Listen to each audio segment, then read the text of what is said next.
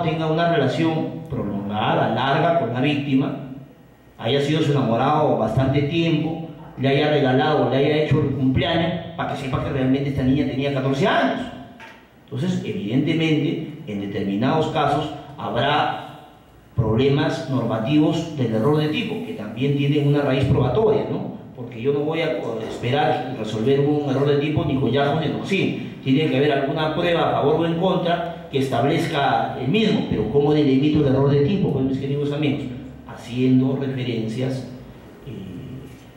doctrinales, jurisprudenciales, etc. Y otro tema también importante, tiene que establecerse los niveles de interpretación de la ley. Por ejemplo, en determinadas figuras legales hay situaciones discutibles de atipicidad o de tipicidad. Por ejemplo, cuando un secretario judicial solicita dinero a un litigante para dictar un auto de no al lugar o para entregarle las preguntas, ¿qué es? ¿Cohecho o tráfico de influencias? ¿Qué es? Según la Fiscalía, que a veces colabora con la impunidad, esto representa un caso emblemático de cohecho. Pero no puede ser cohecho, pues, mis queridos amigos. Y no puede ser cohecho por una sencilla razón. Porque un auxiliar jurisdiccional es incompetente para dictar una resolución que por mandato legal solamente lo puede desarrollar el juez. ¿Un secretario puede dictar un acto de no al lugar? ¿Un secretario puede elaborar, puede proyectar el auto? Sí, por supuesto, sí, de hecho, que lo hace con frecuencia. ¿Pero eso lo convierte en juez? No. Y ya la Corte Suprema ha solucionado este caso en algunas jurisprudencias, más aún la Corte Suprema Argentina. Cuando, por ejemplo, un secretario recibe una prebenda ilegal para entregar las preguntas en una testimonial, en una instructiva, ¿qué es, mis queridos amigos? ¿Tráfico de influencias o cohecho? Cohecho no es, porque como ha señalado la Corte Suprema en el Perú, quien elabora las preguntas de una declaración testimonial o una declaración instructiva es el juez. Podrá haber otro delito, porque evidentemente, ¿qué es lo que dice el secretario, el auxiliar jurisdiccional? No, yo hago la resolución o yo influyo sobre el juez. ¿Sí? ¿Eso qué es? El tráfico de influencias. Evidentemente, en estos casos, los problemas a resolver serán de la quinta forma que hemos sostenido, que son los problemas normativos. Pero, evidentemente, mis queridos amigos, creo que el punto más frágil, en el que hay que trabajar mucho en el cumplimiento del deber constitucional y convencional de motivar las resoluciones judiciales, es en la motivación fáctica. Ojo, hay que tener en cuenta, y con esto ya acabo, que constituye una forma de motivación aparente el citar acuerdos penales, ¿no? Es una forma muy aparente, sobre todo cuando el problema es estrictamente normativo o de interpretación. Tiene que haber una discusión específica de ese acuerdo plenario con la tesis de la defensa o con una correcta interpretación. Justamente los profesores Francisco Iguartúa y Miquel Tarufo establecen lo peligroso que es el establecimiento de un sistema de precedentes que genera no solamente inmovilismo judicial y una discusión acrítica de las decisiones en el campo normativo.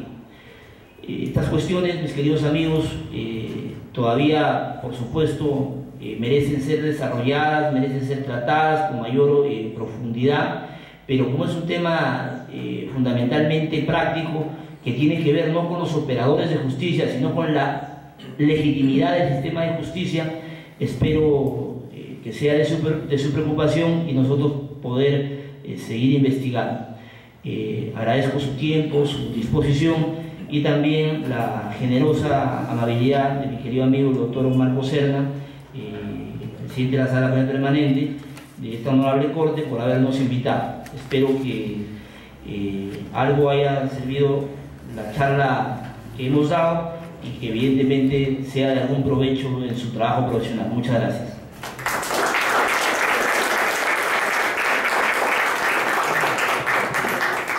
Bueno, ciertamente fue siempre provechoso escuchar al doctor Castillo. Más bien, si ahí queremos generar la posibilidad de debate a través de algunas preguntas del auditorio, los distinguidos abogados, magistrados, funcionarios de esta Corte que nos acompañan, queda abierta la posibilidad. Tenemos acá distinguidos abogados, como el caso del doctor Obando, nuestro defensor público de la Sala Penal Permanente, un abogado de mucha experiencia y mucha valía, el doctor Obando, que mucho contribuye en la sala. Si hay alguna interrogante de parte del auditorio. Sí, doctor Obando, lo escuchamos. En principio, doctor José Castillo Alba, nuestras felicitaciones por esta magnífica y brillante exposición. No solamente desde mi humilde punto de vista es una exposición bastante didáctica, sino que por su experiencia usted ha tenido la capacidad de síntesis. Mi pregunta concreta es la siguiente. En la motivación de las resoluciones judiciales, usted por su experiencia, por su sapiencia, ¿considera usted que debería, para facilitar el trabajo de los magistrados, establecerse presupuestos o una estructura a través de la cual los magistrados real y verdaderamente motiven sus resoluciones? ¿O esa motivación de una u otra forma estaría librada al mejor entender de cada uno de los señores jueces? Agradezco su pregunta. En principio tiene que, me parece, no soy magistrado, soy un lector permanente de las resoluciones judiciales. Debe haber determinados protocolos y procedimientos según la etapa, según la instancia y el nivel de los mismos. ¿Por qué? Porque una cosa es los requisitos que debe tener una sentencia de primera instancia y otra cosa una sentencia de apelación. En la sentencia de apelación lo que hay que responder, como lo ha establecido la doctrina y el Tribunal Constitucional en reiterados pronunciamientos, son los agravios. Me pediste más, me pediste menos, no me pediste, yo tengo que responder tus agravios, ¿sí? Por tanto, los requisitos de una sentencia de apelación o de un auto de motivación, de apelación, tienen que ver con los agravios, ¿correcto? Pero respecto a las sentencias de grado sobre las que se apela, debe seguirse un determinado protocolo. La ley procesal penal antigua, el Código 40, es muy laxa, muy amplia. Creo que se puede tomar como referencia el nuevo Código Procesal Penal, pero debe establecerse en la Academia de la Magistratura, en los cursos obligatorios de ascenso o el trabajo jurisdiccional de las salas, determinados modelos o tipos de trabajo que ayudan a todos. Yo creo que el principal problema en la motivación de las resoluciones judiciales es que no es que hay varios modelos, que no hay un modelo adecuado de cómo se tiene que motivar y que puede servir justamente para cumplir un estándar adecuado o suficiente del deber de motivar las resoluciones judiciales. Por ejemplo, nosotros hemos visto en muy pocas ocasiones sentencias que establezcan puntos controvertidos, ¿sí? Puntos controvertidos. Me pongo un ejemplo, una sentencia de primera instancia expedida por un distinguido magistrado. Creo que nadie va a poner en tela de juicio la gran capacidad del doctor San Martín Castro, un tipo brillante, talentoso, etc., en la sentencia del señor Fujimori. Yo soy antifujimorista, porque no quiero que se me malinterprete. Un problema de la sentencia es que no desarrolla el punto controvertido que creo es más importante, que es la existencia o no de conocimiento o de dolo que tuvo Fujimori respecto al crimen de Barrios Altos y Cantuta. O sea, yo no discuto que haya aparato organizado de poder, yo no discuto también que Vladimiro Montesinos, el mismo Fujimori, está vinculado, pero ¿cuál es un problema de motivación? Es un problema de estructuras, ¿sí? Y de no reparar en los puntos controvertidos. Es si efectivamente Fujimori sabía de qué manera, cuál es la evidencia, cuál es la información que acredita su dolo, de que conocía que se iba a matar a los terroristas en Barrios Altos y se iba a eliminar en la playa La Tiza a los alumnos y profesores de la Cantuta. Sobre todo cuando dos periodistas, uno de ellos, Ricardo Uceda, nada fujimoristas, habían dicho que sobre todo el caso de la Cantuta, de las ejecuciones extrajudiciales, eran supuestos de ejecuciones extrajudiciales que estaban fuera del plan inicial. Es decir, Martín Rivas en ese momento, incluso contra lo que querían los demás miembros del Grupo Colina, mató a los estudiantes y profesores. Entonces yo me pregunto, además lo digo con respeto, ¿no? con respeto, ¿es una cuestión de formación? No, el doctor San Martín es una de las personas que más conoce procesal y penal en el Perú. Yo creo que faltó desarrollar ese punto controvertido, ¿sí? Claro que también no he seguido todo el juicio, pero no sé si el abogado, por ejemplo, insistió en ese punto. Pues, queridos amigos, pues a ver,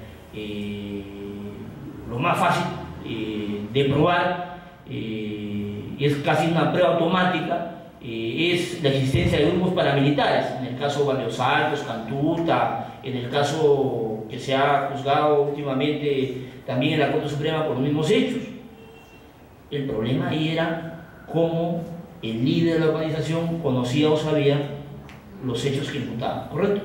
Entonces, es un tema, por ejemplo, muy importante, que tiene que ver con puntos controvertidos o tiene que ver con el principio de legalidad, porque haya o no un abogado que a mí me establezca un punto controvertido, yo no puedo dejar de mencionarlo, yo no puedo dejar de desarrollarlo, porque eso tiene que ver con el principio de legalidad. Ojo, yo en una sentencia tengo que dar por probado todos los elementos del tipo del injusto y la culpabilidad, ¿sí? Y tengo que motivar mucho más los que son objeto de puntos controvertidos. No sé si me voy a entender. O sea, yo no puedo, por ejemplo, porque nadie me objeta el dolo, decir el dolo está aprobado. ¿Así? Está aprobado. Dijo está aprobado. ¿Y cómo? ¿Cómo sabemos? ¿Correcto? Entonces miren esas cuestiones tan importantes que establecen un índice peligroso de sentencias nulas, ¿eh? Por violación al deber de motivar las resoluciones judiciales. Por ejemplo, hay una resolución de control de acusación reciente de la Sala Penal Nacional de un delito de lavado de activos que le devuelve al fiscal su acusación y dice: señor fiscal, un momentito. A ver, usted dice que el comportamiento es doloso, que tal persona conocía. Cumpla usted con el principio de legalidad y motive cuáles son los elementos de prueba que acreditan el dolo de la persona. Justifique. El Poder Judicial inteligentemente le está devolviendo el trabajo al Ministerio Público para que el Ministerio Público construya sobre la base evidencial o motivacional cómo da por probada y de manera motivada un comportamiento que él reputa doloso. ¿Me dejo entender? Pero son cosas de procedimientos, ¿no? Yo creo que la Academia de la Magistratura, yo creo que el trabajo y la experiencia de los magistrados puede llevar a ensayar modelos de sentencias. Mis queridos amigos, y se los digo con algún tipo de conocimiento. Pueden cambiar algunos magistrados de la sala, pueden cambiar los auxiliares constitucionales que siempre apoyan, pero con un determinado marco de sentencia a todos se ayuda, todos saben qué tienen que hacer, ¿sí? Correcto. Todos saben, por ejemplo, que tienen que hacer el listado con el contenido preciso y adecuado de las pruebas, ¿sí? Y por ejemplo, miren, si hay el listado de las pruebas, el contenido informativo, hay una clasificación además de pruebas de cargo y pruebas de descargo. Ojo, y las pruebas de cargo y de descargo no se clasifican en función de si lo ofrece el fiscal o si lo ofrece la defensa, no, sino por el resultado probatorio, ¿sí? El resultado probatorio, evidentemente, tiene que darse cuenta de, por ejemplo, de las 20 pruebas que se han presentado, resulta que solamente son 2 pruebas de cargo, ¿sí? El principio de congruencia que lleva, mis queridos amigos, a pronunciarse sobre la hipótesis fiscal, ¿correcto? Si la hipótesis fiscal de las 20 pruebas, el resultado probatorio de cargo únicamente son de 2, miren, pues a examinar esas 2 pruebas de cargo, ¿verdad? Y si esas 2 pruebas de cargo representan prueba insuficiente, que ni siquiera llega a cuestionar la existencia de duda razonable, ese acabó el problema, ¿sí? ¿Yo para qué voy a entrar a cuestionar el punto controvertido del abogado? Si ya le estoy diciendo al fiscal que de sus 20 pruebas o de las 20 pruebas en el proceso solamente son 2 de cargo, ¿y qué puedo hacer? Que con esas 2 pruebas de cargo yo no puedo condenar, ¿sí? Pero eso ¿qué supone? Es un poco de imaginación. Ustedes han visto cómo litigan los americanos, ¿no? Simplemente en las películas, la ley del orden, criminal intento, o sea, las pruebas lo numeran, ¿sí? Y luego, evidentemente, todos ya saben cuántas pruebas hay y saben más o menos el grado de determinada evidencia. Cada los magistrados tienen que hacer el listado de pruebas, el contenido informativo de pruebas y luego de esas pruebas, las pruebas de cargo, ¿sí? De las pruebas de cargo pasan a tomar una decisión. Digo en los casos fáciles, ¿no? Por supuesto, en los casos fáciles, en los casos difíciles, donde hay un poco más de complejidad, tendríamos tal vez que cambiar de metodología. Pero creo que es una manera de descargarnos de trabajo, ¿no? Bien, ¿alguna otra pregunta? Sí, el doctor Edwin Rojas, magistrado de esta corte. Doctor, buenas tardes. Felicitarle agradecerle por la exposición tan oportuna y pertinente en nuestro caso. Estamos en calidad de magistrado en nuestra sala penal superior de Lima Sur. La pregunta concreta: ¿en qué momento usted considera más óptima o adecuada la fijación de los puntos controvertidos a efectos de lograr un mejor rendimiento de la prueba? Es decir, antes de o una vez calificada, admitida y actuada, o ya por los efectos de la valoración probatoria, teniendo en cuenta que veo que el marco que usted maneja en el tema de la fijación de puntos controvertidos es un poco el traslado o el arrastre de derecho probatorio en materia civil. En materia civil tenemos el saneamiento procesal, luego se hace el saneamiento probatorio para poder admitir, calificar los medios de prueba que van a ser precisamente en materia de actuación probatoria para su correspondiente valoración, ¿no? En el caso de materia penal, ¿en qué momento sería este tema de la fijación de puntos controvertidos?